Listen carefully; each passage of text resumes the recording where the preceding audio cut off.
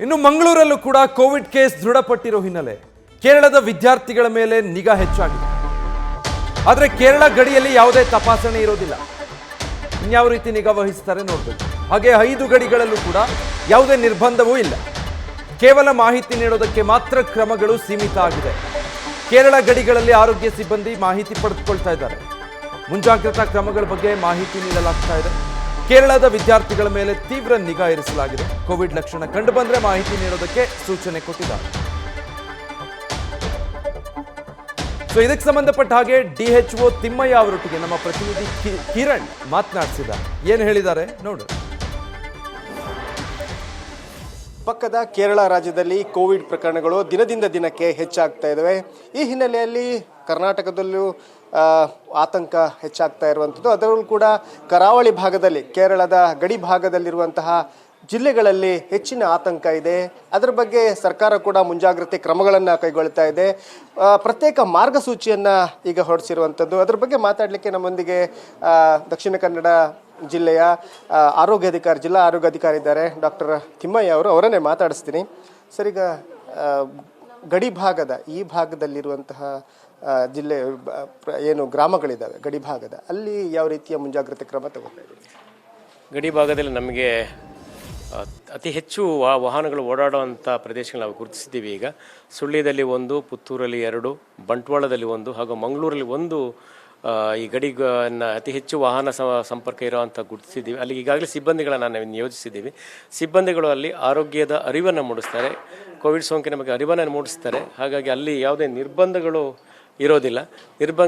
ನಿರ್ಬಂಧಗಳ ಹೊರತಾಗಿ ನಾವು ಥರ್ಮಲ್ ಸ್ಕ್ರೀನಿಂಗ್ ಇಟ್ಕೊಂಡು ಜನಗಳಿಗೆ ಅರಿವನ್ನು ಮೂಡಿಸಿ ಅಗತ್ಯಕ್ಕೆ ತಕ್ಕಂತೆ ಅವರು ಪರೀಕ್ಷೆಗೆ ಒಳಪಡಬೇಕಂತೇಳಿ ಮಾಹಿತಿಯನ್ನು ಕೊಡ್ತಾ ಇದ್ವಿ.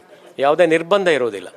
ಯಾಕಂದರೆ ಕಳೆದ 2 ಪ್ರಕರಣಗಳು ಕೂಡ ಕೋವಿಡ್ ಹೆಚ್ಚಾಗಿ ಬಂದದ್ದು ಕೇರಳದ ವಿದ್ಯಾರ್ಥಿಗಳಿಂದ. ಇಲ್ಲಿರುವಂತಹ ನರ್ಸಿಂಗ್ ಕಾಲೇಜ್ ಆಗ್ಬೋದು, MBBS ಅಥವಾ ಇಂಜಿನಿಯರಿಂಗ್ ಕಾಲೇಜ್, ಈ ಕಾಲೇಜ್ಗಳಲ್ಲಿರುವಂಥ ಕೇರಳ ವಿದ್ಯಾರ್ಥಿಗಳಿಂದನೇ ಹೆಚ್ಚಿನ ಪ್ರಕರಣಗಳು ಹರಡಿತ್ತು.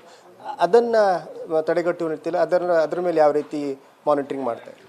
ಈಗ ಮಾನ್ಯ ಜಿಲ್ಲಾಧಿಕಾರಿಗಳು ಇಂದು ನಡೆದ ಸಭೆಯಲ್ಲಿ ಕೊಟ್ಟಿರೋ ಸೂಚನೆಯಂತೆ ನಾವು ಏನು ಮಾಡಿದ್ದೇವೆ, ನಮ್ಮ ಜಿಲ್ಲೆಗೆ ಬರುವ ಅಥವಾ ವ್ಯಾಸಂಗ ಮಾಡುತ್ತಿರುವ ಎಲ್ಲ ವಿದ್ಯಾರ್ಥಿಗಳು, ಅದು ಪ್ರೈಮರಿಯಿಂದ ಹಿಡಿದು ಎಲ್ಲ MBBS ಆಗಲಿ ಯಾವುದೇ ಹಂತದ ವಿದ್ಯಾರ್ಥಿಗಳು ವ್ಯಾಸಂಗ ಬಂದವರಿಗೆ, ಅವರು ಕೇರಳದಿಂದ ಈ ಕ್ಷಣದಲ್ಲಿ ಬಂದಂಥವ್ರ ಮೇಲೆ ಇನ್ನು ಮುಂದೆಗೆ ILI ಅಥವಾ ಫ್ಲೂ ಲೈಕ್ ಸಿಂಪ್ಟಮ್ಸ್ ಏನಿರ್ತವೆ ಅಂಥವರು ಕಂಡು ಬಂದಲ್ಲಿ ಕೂಡಲೇ ಮಾಹಿತಿಯನ್ನು ಕೊಡಬೇಕು. ಅವ್ರನ್ನ ನಿರಂತರ ಅನುಸರಣೆ ಮಾಡೋದಕ್ಕೆ ಅನುಕೂಲ ಮಾಡಿಕೊಡ್ಬೇಕಂತೇಳಿ ನಾವು ಎಲ್ಲ ವಿದ್ಯಾಸಂಸ್ಥೆಗಳಿಗೆ ಪತ್ರವನ್ನು ಬರಿತೀವಿ. ಹಾಗೂ ಸಂಬಂಧಪಟ್ಟ ಇಲಾಖೆಗೆ ಕೂಡ ಪತ್ರವನ್ನು ನಾವು ಬರಿತೇವೆ ಇದ್ರ ಬಗ್ಗೆ ಅನುಸರಣೆ ಮಾಡೋದಕ್ಕೋಸ್ಕರ.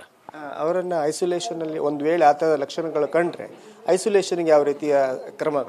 ಅದು ಅವರಿಗೆ ಪರೀಕ್ಷೆಗೆ ಅಗತ್ಯ ಬಿದ್ದರೆ ಪರೀಕ್ಷೆ ಮಾಡ್ತೀವಿ. ಅಗತ್ಯಕ್ಕೆ ತಕ್ಕಂತೆ ಪರೀಕ್ಷೆ ಬಂದು ಫಲಿತಾಂಶ ಏನು ಬರುತ್ತೆ ಅನ್ನೋದ್ರ ಮೇಲೆ ಐಸೋಲೇಷನ್ ಮಾಡಿ ಔಷಧೋಪಚಾರವನ್ನು ಮಾಡೋದಕ್ಕೆ ಕ್ರಮ ಕೈಗೊಳ್ತೇವೆ. ಈಗ ಕೋವಿಡ್ ಟೆಸ್ಟ್ಗಳು ಯಾವ ರೀತಿ ನಡೀತವೆ?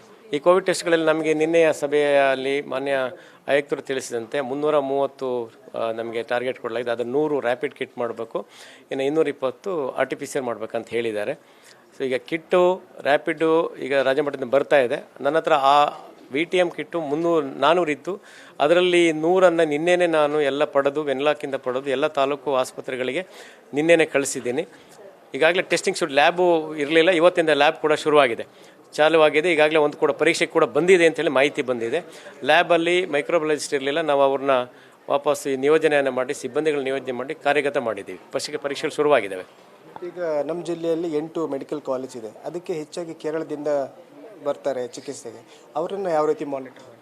ಕೇರಳದಿಂದ ಬರುವಂಥವ್ರಿಗೂ ಕೂಡ ಜನಗಳನ್ನು ಕೂಡ ನಾವು ಮಾನಿಟರಿಂಗನ್ನು ಮಾಡಲೇಬೇಕಾಗುತ್ತೆ. ಯಾಕೆ ಜನಗಳು ಯಾರು ಬರ್ತಾರೆ, ನಮ್ಮ ಗಡಿ ಭಾಗದ ಆಶಾ ಕಾರ್ಯಕರ್ತರು ಮತ್ತು ವೈದ್ಯಾಧಿಕಾರಿಗಳಿಗೆ ಮಾಹಿತಿಯನ್ನು ಕೊಟ್ಟು ಬಂದ ಸಿಬ್ಬಂದಿ ನಾಗರಿಕರಿಗೆ ಏನಾದರೂ ಸಿಂಪ್ಟಮ್ಸ್ ಇದ್ದರೆ ಅವರನ್ನು ಪತ್ತೆ ಹಚ್ಚಿ ಅವರಿಗೆ ಅಗತ್ಯ ಮಾಹಿತಿಯನ್ನು ಕೊಟ್ಟು ಪರೀಕ್ಷೆಗೆ ಒಳಪಡಿಸಿ ನೋಡಿಕೊಂಡು ಅವರಿಗೆ ಸರ್ವೆಲೆನ್ಸ್ ಮಾಡಿ ಅವರಿಗೆ ಪ್ರತ್ಯೇಕಿಸಿ ರೋಗ ಹರಡದಂತೆ ಕ್ರಮವಹಿಸಲು ಈಗಾಗಲೇ ತಿಳಿಸಲಾಗಿದೆ. Thank you sir. ಇದು DHO ಡಾಕ್ಟರ್ HR ತಿಮ್ಮಯ್ಯ ಅವರ ಮಾತು. ಕ್ಯಾಮರಾಮನ್ ಪ್ರಶಾಂತ್ ಅವರೊಂದಿಗೆ Kiran news first Mangaluru. News first ನಿರ್ಭೀತಿಯಿಂದ ನಿಮ್ಮ ಪರವಾಗಿ.